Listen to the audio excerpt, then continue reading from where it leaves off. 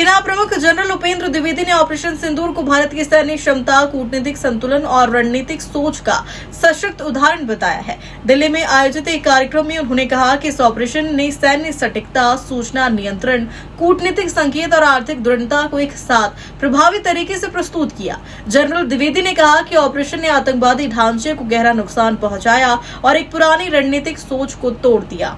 दिल्ली में सेना प्रमुख जनरल उपेंद्र द्विवेदी ने ऑपरेशन सिंदूर को भारत की रणनीतिक और सैन्य क्षमता का महत्वपूर्ण उदाहरण बताया। उन्होंने कहा कि इस अभियान ने सैन्य सटीकता, सूचना नियंत्रण, कूटनीतिक संदेश और आर्थिक संकल्प को एक समन्वित राष्ट्रीय कार्रवाई के रूप में प्रस्तुत किया।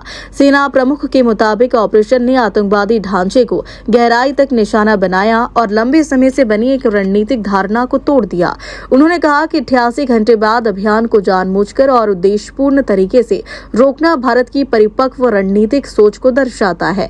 जनरल द्विवेदी ने वैश्विक परिस्थितियों का जिक्र करते हुए कहा कि आज दुनिया में अव्यवस्था, अविश्वास और बदलते गठबंधनों का दौर है। उन्होंने कहा कि जिस दुनिया में समृद्धि के जरिए शक्ति राजनीति खत्म होने की उम्मीद थी, वहां अब शक्ति राजनीति के जरिए ही वैश्विक व्यवस्था को फिर से आकार दिया जा रहा है। Bharat offered the world a partial answer to so-called smart power question. On the intervening night of 2006-7, that is 6th and 7th May 2025, Bharat acted in a precisely defined 22-minute operational window. Operation Sindoor delivered military precision, information control, diplomatic signaling and economic resolve as one coherent national act. It struck deep, dismantled terror infrastructure, punctured a long-standing strategic assumption, and then stopped, deliberately and purposefully. The deliberate halt after 88 hours was smart power in its most complete expression, knowing exactly which instrument to apply, at what intensity, and precisely when to convert a military movement into a strategic one.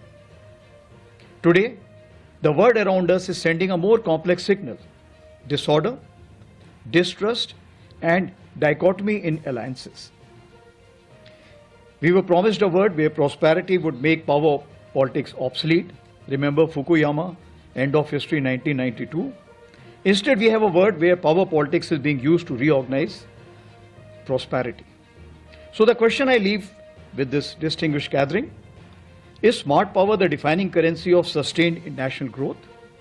Or has the raw calculus of hard power once again reclaimed the center stage of the global order?